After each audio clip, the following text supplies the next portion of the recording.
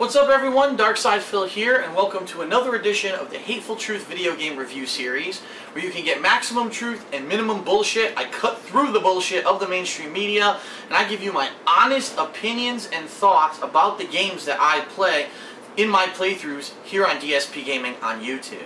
And I have no kind of agenda, I have no kind of, reason to say certain things. I'm not going to downgrade or upgrade a score because someone, is going to give me advertising revenue or anything like that. I'm completely independent, and that's why I feel that I can give really honest reviews of games. And today, we're going to talk about a game that had a little bit of a rough time, especially during development, trying to actually get published. We'll talk a little bit about that, but actually ended up being one of the most refreshing and unique surprises of this year, in my opinion, and ends up actually being a pretty damn good game.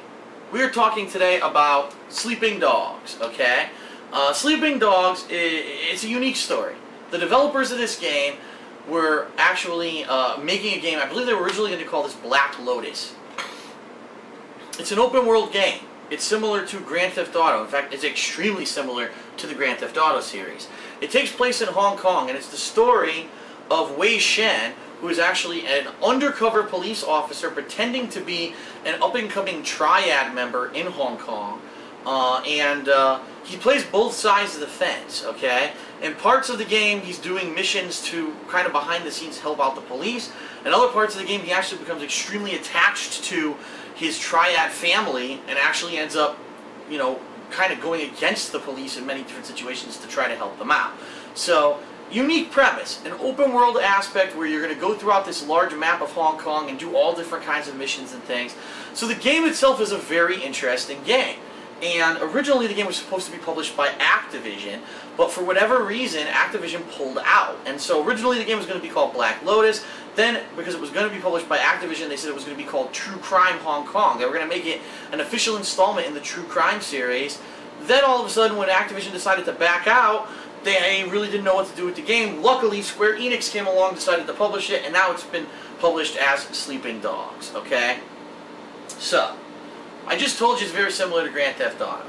So, obviously what I should really do, since everyone knows what Grand Theft Auto is about, I should tell you the comparisons to Grand Theft Auto, where it's similar and where it varies, and whether or not it's actually better that the game is different from Grand Theft Auto.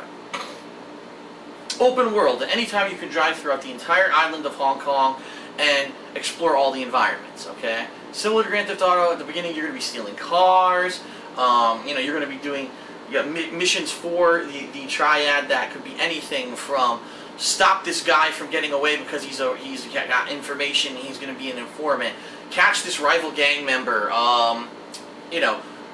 rob someone, or rob a car, rob a moving vehicle. Ooh, excuse me,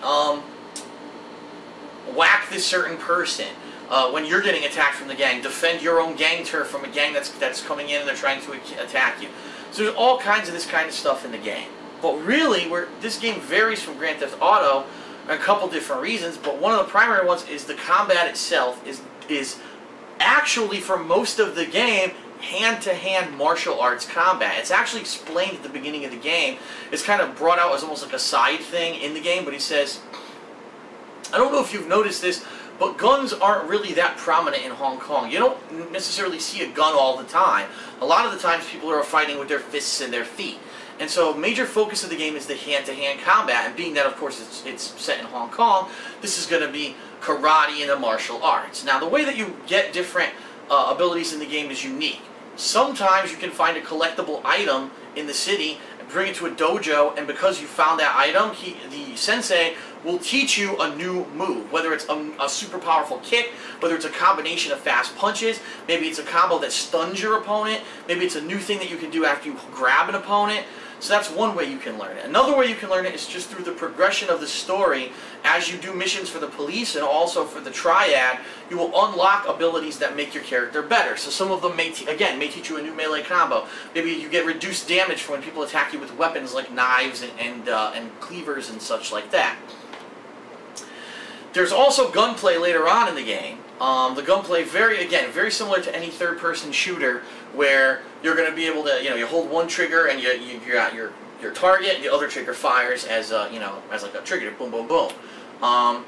The difference here is that there's mechanics as you do the cop missions, the good, basically the good karma kind of missions. You unlock abilities that make the shooting in the game way easier. So, for example, there's an ability that once you unlock it through doing the cop missions, you actually, when you jump over something, so if you're taking cover behind something, as you jump over it to vault over it, the game turns into complete slow-mo, and you're actually able to aim and shoot at multiple guys and probably pick off several dudes who are shooting at you all at the same time while vaulting over one thing. And so the cop upgrades really rely more on driving and shooting, while the upgrades that you get from the triad missions and from finding collectibles are more about hand-to-hand combat. The hand-to-hand combat's neat. You have light attacks, you have heavy attacks by holding down buttons for longer periods of time. You've got grapple, so you can grab a guy and start punching him repeatedly, and then this is really cool. After you grapple a guy, there's actually environmental kills in this game. So there may be an electric panel on the wall, so you grab a guy, punch him, and you fucking shove his head into the electric panel and he gets electrocuted, and that guy's out of the fight.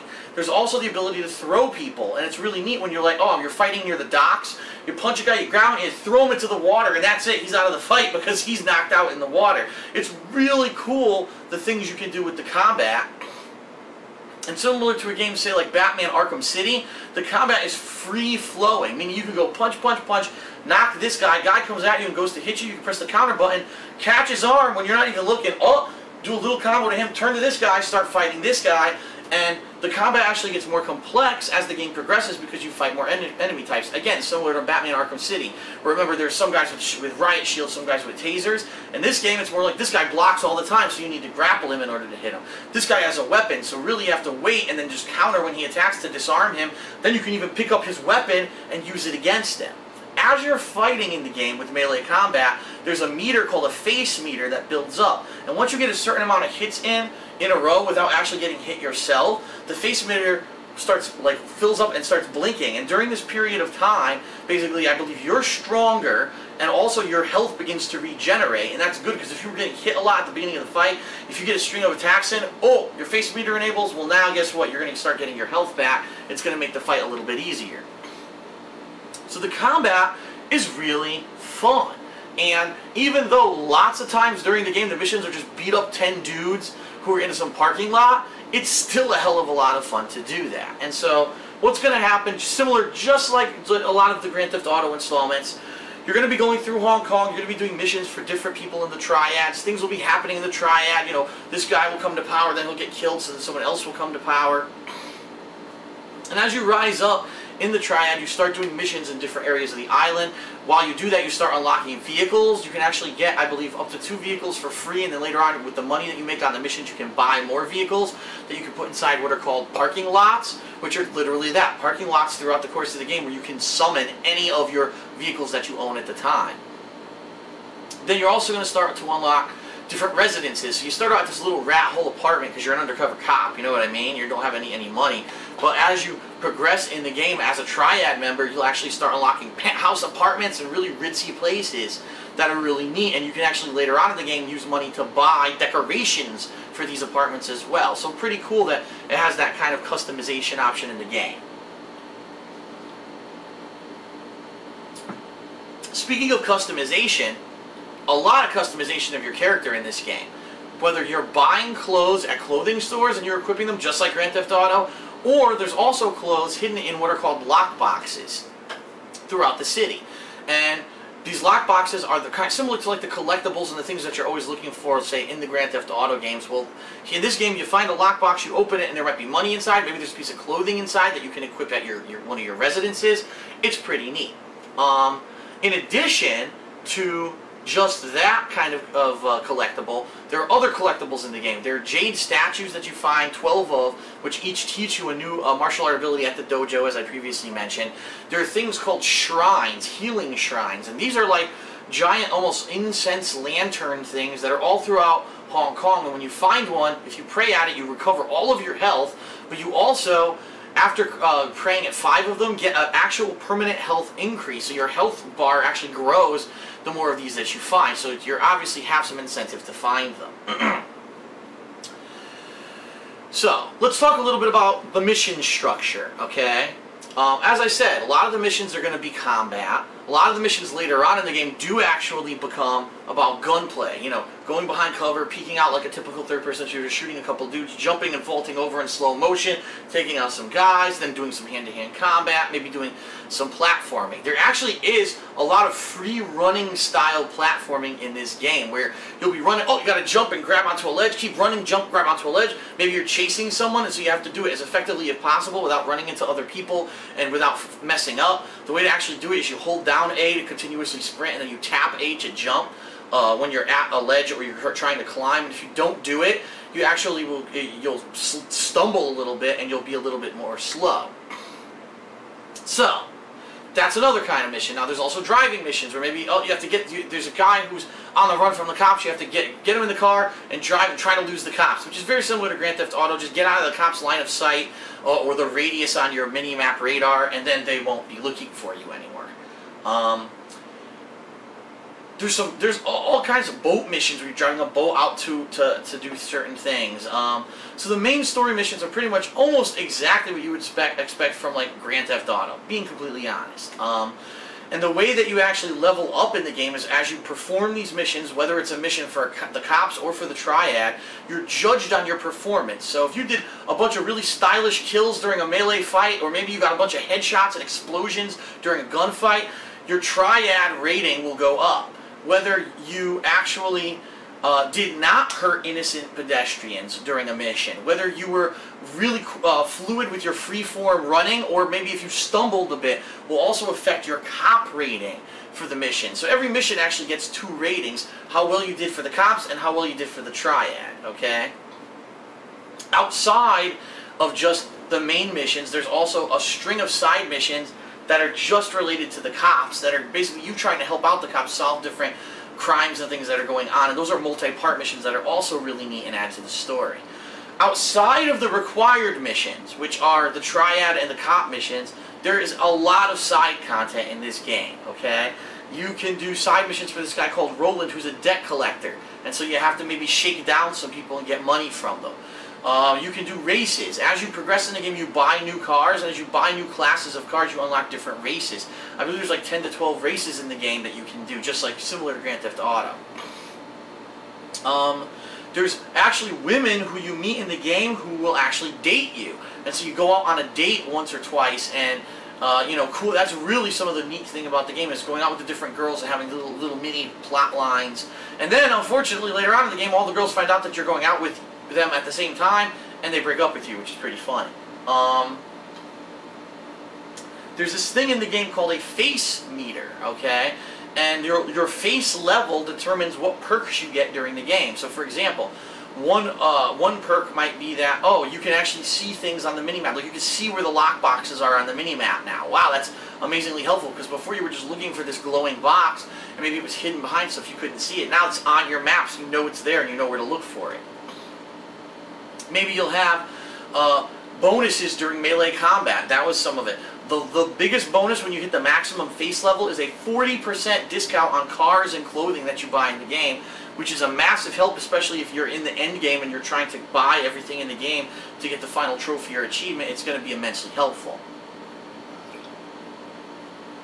And so your face level increases gradually based off of optional side missions, whether it's the driving racing missions, whether it's what are called favors. These are pretty cool. There's a unique amount of set missions throughout Hong Kong, which are like people around the city. Now they know who you are. You become a big shot in the triad, so everyone knows who, you know, I forget his last name, who Wei Shen is. And so you can help out these people. It might be simply it's a shop owner and there's a drunk dude in the store. Get him out. So you'll grab him, you'll wring his neck, you'll throw him into the street, and you pass the mission, and your face level increases. Some cases, it's the girlfriend missions. You go out on a date. If the date's successful, you'll gain face. If you win a race, you gain face. And so this helps your face level go up, and you get different perks during the course of the game because of that, which is really neat. So, ideally, what you're talking about here for the content of the game is probably a 15 to 18 hour long story campaign if you're just doing the story. Once you branch out and you start doing the races and you start doing the optional face missions and you start doing the collections, and stuff like that, you'll find actually that the game has a lot of optional side content to it. Is it as much optional side content as a mainstream Grand Theft Auto game? I'd say it's a little bit less. For example, it wasn't like there's no vigilante missions, there's no ambulance missions, there's no taxi delivery service missions. There are a lot of side missions, but it's not that much as like from a mainstream Grand Theft Auto game. So there is side content. My playthrough, I believe, clocks in around maybe 18 to 19 hours long, doing a lot of the side content. You could probably get maybe a couple more hours of content out of the game than what I did, because there were a couple optional side things I didn't do. But the game itself is great. It's fun as hell. The plot is interesting. This agent who's undercover, and he really has a dichotomy on his hands. What does he do? He begins to befriend the people in the triad that he's supposed to be undercover busting, and he cares about them, and he's trying to protect them, and he's trying to make sure they don't get attacked by other gangs. And there's a lot of infighting within the triad itself, where the people are trying to take over and become more powerful. And so you're constantly trying to help. He's trying to help the people there not get killed by other people in the same gang. And really, it's an interesting story of what happens when you go so deeply undercover that you begin to actually become the person who you're pretending to be. And the voice acting is outstanding. The voice actors are great. The plot itself is really interesting and fun.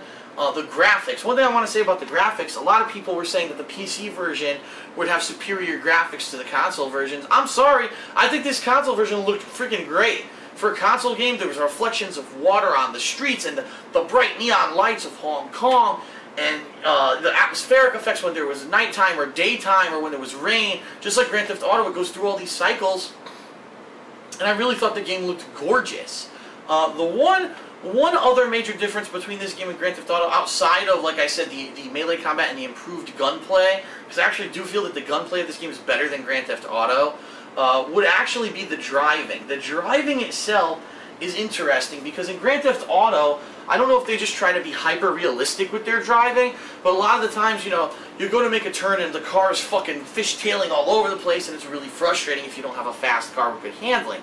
In this game, it doesn't seem that the driving is that difficult, in which case, I understand that Grand Theft Auto maybe wants to be realistic or whatever, but this game, because the driving wasn't as difficult as it is in Grand Theft Auto, I actually found myself driving a hell of a lot more. Well, in Grand Theft Auto, maybe you get bored and you don't feel like driving across the entire map 500 times. In this game, you may find yourself doing it because the driving is actually kind of fun. So I think what they really did is they tried to make a Grand Theft Auto style game, open world, in a new locale with great graphics, simplified driving, better melee combat, better gunplay, and fun side missions, and a really good plot. So, for me, I am extremely pleasantly surprised. I didn't know what to expect from this game. I didn't know if it was going to flop. I didn't know if it was going to be, you know, kind of like a GTA ripoff, where you really feel that they're just kind of stealing from GTA. What I really feel is that this is a game that they know how popular the Grand Theft Auto games are, and they took the best things from it and put it into this game as like an outline, and then they filled in the blanks with things that they wanted to be unique, and those things actually shine pretty damn well. Like I said, Grand Theft Auto with the free-flowing melee combat of Batman Arkham City, that's pretty damn cool. So, Sleeping Dogs, again, like I said, you're going to get a lot of content out of it, probably about 20 to 25 hours of gameplay. There is a new game, there is gameplay after the end of the game, after you beat all the plot missions. You can continue to play the game and do all the side missions to try to unlock the achievements of the game as well, achievements and trophies. So that's a good thing about it.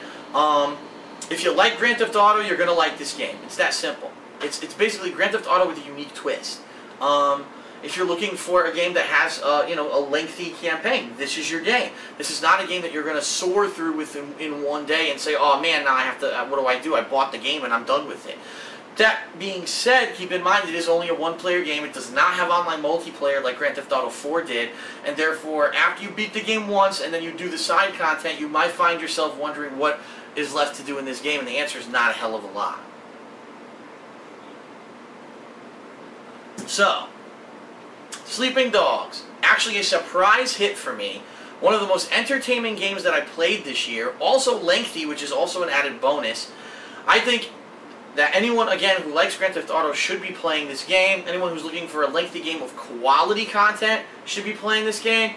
I'm going to give Sleeping Dogs an 8.5 out of 10. That's right. Sleeping Dogs, in my opinion, actually ties my other two favorite games of 2012 so far, The Darkness 2 and Mass Effect 3. I really feel that it is as good as those games. Now, why did it get a higher score? Now, as you know, my rating system is very strict, okay? I very rarely will give a game a 9 or above. Usually only a very small handful of games get that kind of scoring. Well, what held Sleeping Dogs back? In my opinion, they could have used a little bit more unique content when it came to the side missions. So what I mean is, it would have been nice if maybe there were a string of missions where, like, since you are an undercover cop, maybe you end up going and chasing a criminal through the city in a car or something like that. It does stand to say that Grand Theft Auto, with the fact that that series has things like the vigilante missions where you try to catch criminals, the assassination missions where you're trying to kill random people, the taxi missions, the ambulance missions, the fire truck missions. Some of them have flying missions and boating missions. There's a lot of variety and a lot of optional content. In this game, is there optional content? Yes. But if you focus on it for, say, maybe 3 hours, you'll probably end up completing the vast majority of it. So, it's there. A lot of it you'll end up actually doing during the course of the game. Like I said, you'll be running around, oh, ran into a lockbox, open it up. Oh, I was doing a story mission, I saw a jade statue, I picked it up. So a lot of it you'll end up doing during the course of the game anyway. But if you're just talking primarily side content, I think it could have had a little bit more. I really feel that if it had maybe 3 or 4 other optional kinds of side content, like maybe continuing those dates with the girls. Unfortunately, in this game, you only get to go on like one date with each girl, and then after that, you never see them again. Or they kind of get tied into the story of the campaign of the game, and you never really get to go on a date with them again. Maybe if they had optional content where, similar to Grand Theft Auto, if you kept romancing them, you get perks and bonuses, that could have added to the side content of the game. I would have loved to see maybe a line of assassination missions, something like that. It just feels a little bit is missing. If a little bit more was in there, I really feel that the game I would have probably given it a 9 or above as a Game of the Year contender. As it is, it actually ties my 2 favorite games of the year, but I just feel it could have been a tiny bit better, okay? So Sleeping Dogs, a great game, again, open world, with melee combat like Arkham City, with better, more simplified driving controls, better gunplay than GTA. It's it's a great game, great plot, great voice acting, great graphics, very realistic. You should definitely, I recommend that anyone should check out this game this year, okay? Alright, so that's it for the Hateful Truth for Sleeping Dogs. I hope you found it informative. You know more about the game, and now you know whether or not it's the kind of game that you would like to check out, and I do highly recommend it. And again, my reviews are not biased in any way by someone, you know, trying to give me sponsorship, by someone paying me off like happens with magazines and these mainstream websites frequently.